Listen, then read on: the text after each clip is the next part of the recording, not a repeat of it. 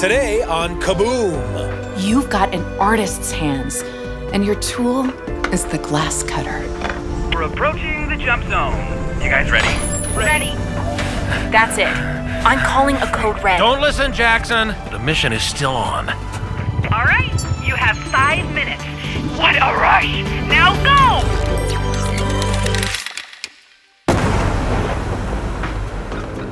Hey everybody, welcome to Kaboom, a show full of original audio adventures for the whole family to enjoy together. I'm Sam Payne, and I'm here with Brian Tanner. Hey Sam. So as always on Kaboom, we'll take you to a new place with new characters and new situations. So today, we're going to meet a family that loves working together as a team. Working together as a team, but when you say working together as a team, you're not talking about playing softball, right? How did you guess? This family team works together to pull off high-tech heists, to rescue stolen works of art. And as you're listening to the story today, you might consider, have you ever had a dream of something you'd love to do with your life? And what if your dream was something that you thought the people around you wouldn't understand? How would you talk to them about it? That can be a tricky place to find yourself. Absolutely. And with those thoughts in mind, Kaboom presents the original audio drama, The Glass Cutter.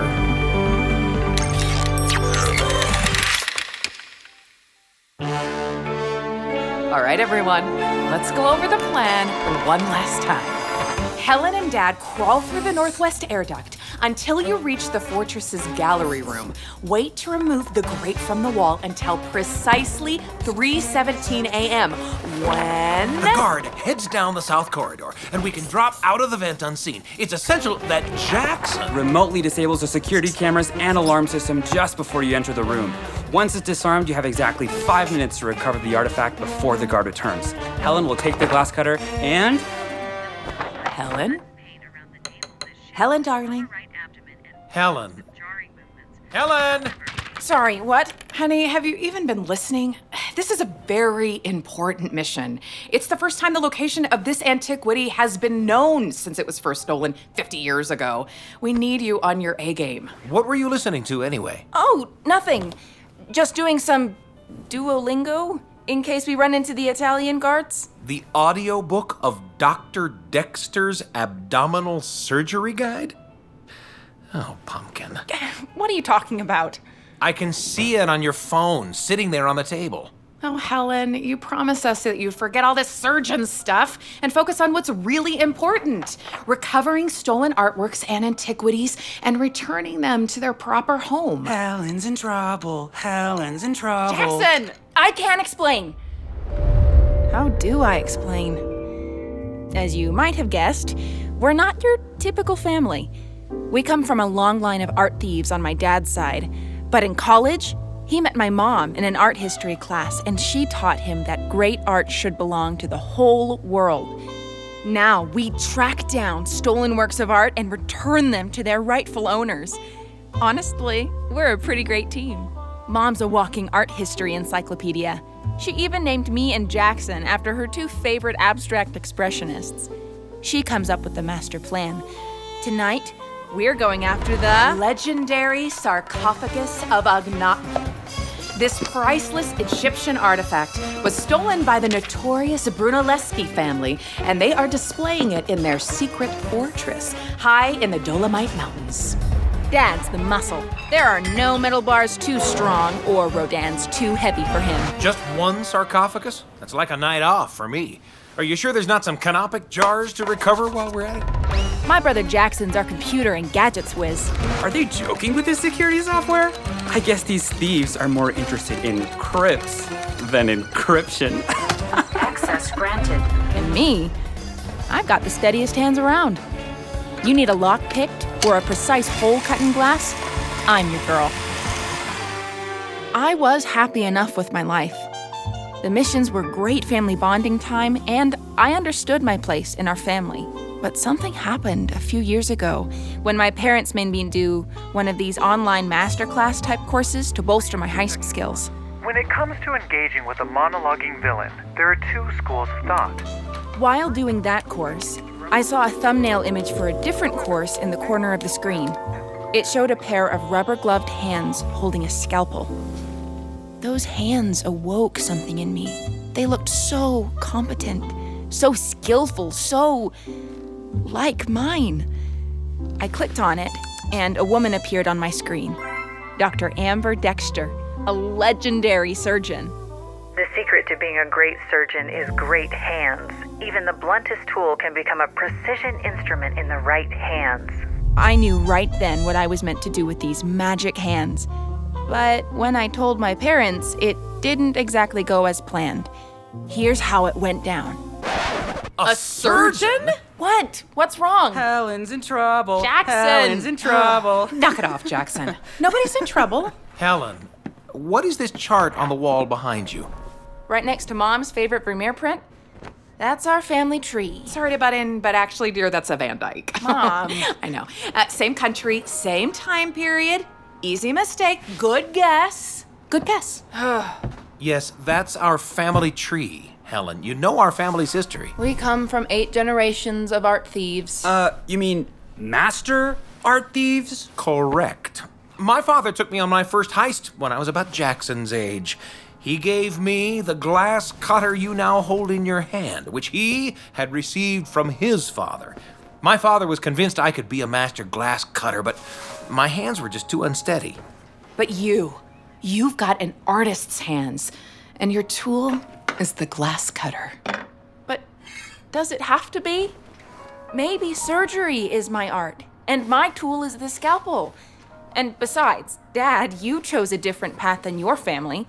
They stole art, but you return it. So why can't I choose my own path too? You can choose your path. That's why we let you choose to be our glass cutter, right? Seriously, Dad, give me one good reason why I shouldn't be a surgeon. Because you just can't break up the team, okay? Darling, I can handle this. Helen, our family has a noble calling. We give great works of art back to the world.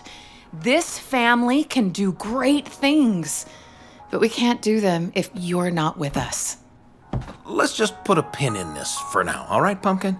Okay, so when can we talk about it? I don't know. Dad. Don't we have a Picasso to rescue or something? So, yeah, that didn't go great. But just because they didn't want to talk about it didn't mean that the feeling went away. Something inside of me knew that I was born to be a surgeon. I secretly finished out Dr. Dexter's surgery masterclass. Then I got her illustrated surgical guide. And finally, the audiobook of her memoir.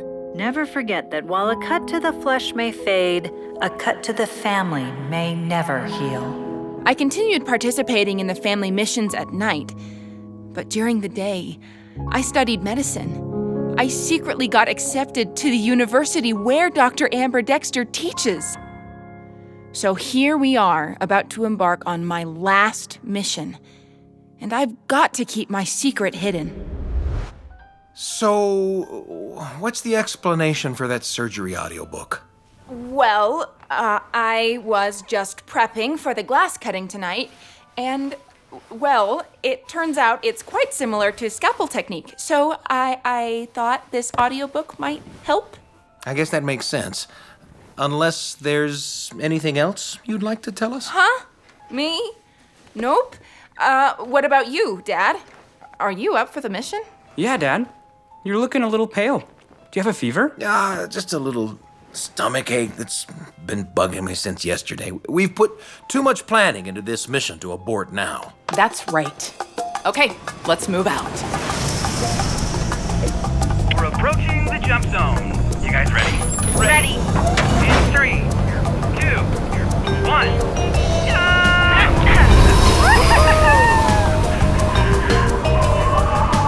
See that ridge over the north face? That's where the fortress is. Copy that. Nice night for a jump, right? Aren't the Dolomites spectacular? Incredible. I'm going to miss this. Miss what? Miss this moment. Like, after it's over. It kind of reminds me of our first jump. Ah, yes. The Himalayas. It was the Andes. The Cezanne and Cochabamba bomba. Oh, how could I forget those magnificent brushstrokes and bold use of color? We rode tandem. And though you acted brave, I could feel your heart pounding. But after landing, those magic hands of yours were as steady as ever, cracking that safe. Speaking of landing, Right. Head for the watchtower in the northwest corner. Stay low to avoid the guards on snowmobiles and stay clear of the searchlights. That's just the kind of amateur move Helen would pull. Oh, yeah? Well, don't accidentally hit the ejector seat when you're flipping your switches up there. Knock it off, you two. But that's a good reminder that if things go wrong, Which they never do. but just in case, just call out a code red and Jackson will get you out of there in no time. Copy, Mom. Landing in 3, 2, 1. Dad, Honey, is it your stomach again? It's fine. you look paler. It's this brisk mountain air. All right, we're making a break for the watchtower. I'm a little slow tonight. I'll catch up to you. Dad, the searchlight! Duck! That's it. I'm calling a code red. Don't listen, Jackson. The mission is still on. Honey, that was too close. All that groaning is going to attract the guards. Are you sure you're okay? Stop asking me. I'm fine. What's next? Near the base of the tower, there's a door to the main ventilation control room. They were surprisingly lax with their security over here. I guess they didn't count on anyone parachuting in from the back. The door does require a passcode, but Helen's just going to simply rewire it. The red wire, green wire goes here. The black one over here. Voila! Magic hands, I tell ya.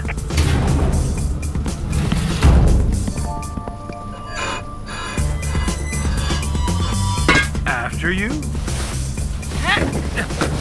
I have a visual on your position in the air duct. The room with the sarcophagus is just 100 feet ahead. Copy that, Jackson. You know what, Pumpkin? Some of our best father-daughter talks happen in an air duct. you're awfully nostalgic tonight, Dad. I know. I'm just thinking about how grown up you're getting. You've made some big sacrifices for the team. You know, someday my duck crawling days will be over. Yeah, your mom and I have been talking, and we think you're the natural choice to lead the team into the next generation. Gee, Dad, that's flattering. But you never know what the future may hold. What if life takes me in a different direction? What would you do then? Is this about that surgery book you had earlier? Because we already discussed this. Sorry to break up this important conversation, hon, but it's almost 3:17 and we need to get our heads back in the mission. Right. Helen, got your glass cutter ready? As always, right here in my mission kit. Alright, let's see. Wire cutters, super glue, thermal imaging camera, extra carabiner. Ta-da! Glass cutter. Right on time. The guard just left the area. Deactivating laser sensors and alarm. All right, you have 5 minutes. This is my favorite part. What a rush. Now go!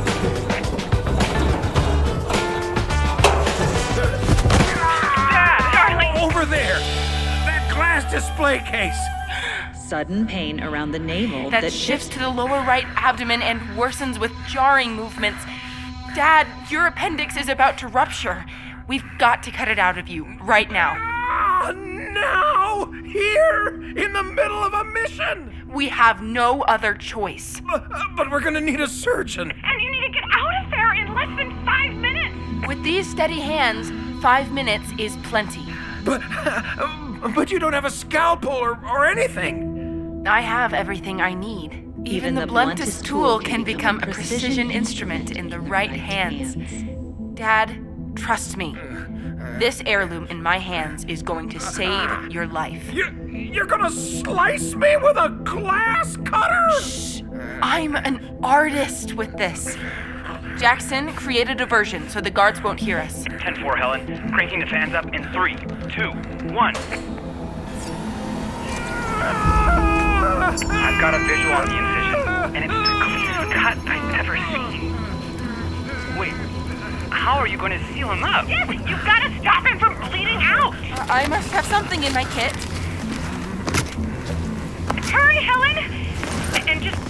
try not to get any blood on that Ottoman Empire rug under you. Super glue. Super glue? Trust me. This will close the incision well enough until we get back to the plane.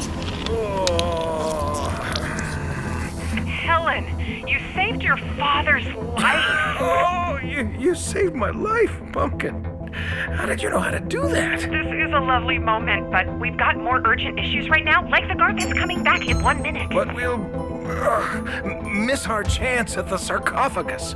Knowing you're safe is more important than some artifact. Jackson, I'm calling a code red. Confirmed. Get Dad to the safe zone, and I'll be there right away. Let's get you home and stitched up, Dad.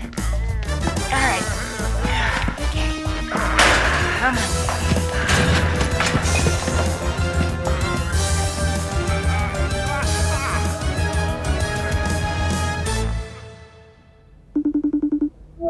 How's our college, girl? Great!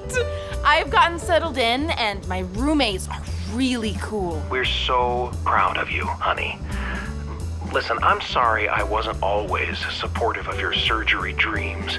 I guess I thought I knew how your life would go, and when you decided to follow another path, it was hard for me to accept. Thanks, Dad. I used to think I'd be going on missions with you forever, too. But I'm really thriving here. I'm just glad we can be honest with each other now. As a wise woman once said, a cut to the flesh may fade, but a cut to the family may never heal. You read Dr. Dexter's memoir. Oh, Mom, that means a lot. Thank you. I just hope the family missions have been going okay without me. We're figuring out how to carry on. Jackson's built a very promising prototype of a glass-cutting ray. Come to think of it, I think it might have some surgical applications. You leave cutting bodies to me, and I'll leave cutting glass to you. Oh, and I checked your class schedule, and I do think you could squeeze in a seminar on post-impressionism on Tuesday afternoons. Great. I'll look into it, Mom. Sorry, I gotta run off to my lab with Dr. Dexter. Believe it or not, today we're learning about appendectomies. Hopefully this time, you get to use a scalpel.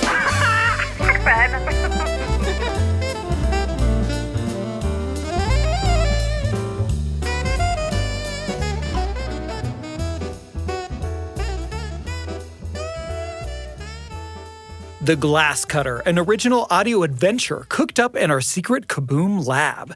Stick around for a preview of next week's episode, but first... One of the reasons we love all kinds of stories here at Kaboom is because they can lead to some great conversations. And here's a few places we went when we were coming up with today's episode. We think you might enjoy talking about them too. So if there are any art history buffs out there, there were some Easter eggs in this episode for you. We mentioned that the siblings were named after a couple of famous painters, Helen and Jackson. Sam, any idea who those might be? Helen. Jackson. They're named after Helen Frankenthaler and Jackson Pollock. They're two of the most famous abstract painters. And we also talked about a family called the Brunelleschi family that is named after an architect and sculptor from the Italian Renaissance. You know, as I listened to this story about having the courage to follow your own path, a thing that you feel called to do, I thought about the church group of kids that I belonged to when I was 10, 11, 12, 13 years old. And among that group, sometimes I felt like I was the only one who liked the things that I liked, the only one who felt compelled to the calling that I felt compelled to. But you know, everybody probably felt that way. They all probably felt sometimes alone in the things that they liked or wanted to do with their lives. Maybe we could have reached out to each other to comfort and support each other even more than we did. Yeah, and Sam, that has me thinking about my own high school years. I was a huge nerd for classic cinema. I loved old black and white films, silent films, foreign films, and I would just go and devour them, go to the video store and check out multiple at a time. And I always thought, nobody else would be into this. But I remember inviting a bunch of friends over to watch the 1950 classic Sunset Boulevard, and they really dug it. And in fact, it led to me starting a film lecture series in my basement that ran my entire senior year. It was called Brian Presents, and we'd watch all these old movies. And it was so fun to see this thing that I thought was just mine, that nobody else could relate to. they all came and they had a wonderful time. And it was so fun to share that with other people. Imagining you showing classic movies to your friends is somehow more comforting than imagining you performing impromptu surgery during an art heist. Well, that's where this story took us, and we want to hear where it took you. You can email your thoughts to kaboompodcast@byu.edu. That's kaboompodcast@byu.edu. If you like the show, please rate us and leave us a review on your favorite podcast platform. It can do a lot to help more people find the show. Now, here's a little preview of our next episode, an original audio adventure about the crew of an experimental submarine grounded at the bottom of the ocean.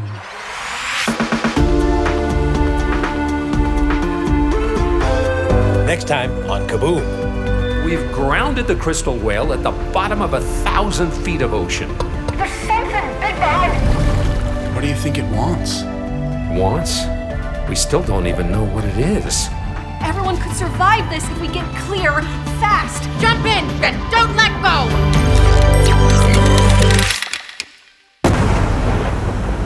That was a little preview of The Crystal Whale. That'll be on the next episode of Kaboom. The Glass Cutter was written and directed by Brian Tanner. The cast included Freja Jorgensen as Helen, Sam Payne as Dad, Lisa Valentine Clark as Mom, Jacob Malasky as Jackson, and Tennery Taylor Norton as Dr. Amber Dexter. The sound team for this episode was led by Dan Carlisle and Clark Jackman, with audio engineering by Daniel Davis and Andrew Brewer, dialogue editing by Andrew Brewer, sound design by Daniel Davis, Andrew Brewer, Carly Wilson, and Garen Brett, music editing by Daniel Davis, and mixing by Daniel Davis and Garen Brett. This episode was produced by Heather Bigley, Sam Payne, and Brian Tanner. The Kaboom staff includes Hannah Harlan, Evie Hendricks, Trent Horton, Jared Langford, Beth Nielsen, Lacey Olson, and Natalia Reeve. Our audio engineer is Carly Wilson. The Kaboom theme music was written by Sam Clausen. If you're looking for more great storytelling for families, check out our companion podcast, The Appleseed, available wherever you get your podcasts. Kaboom is a production of BYU Radio.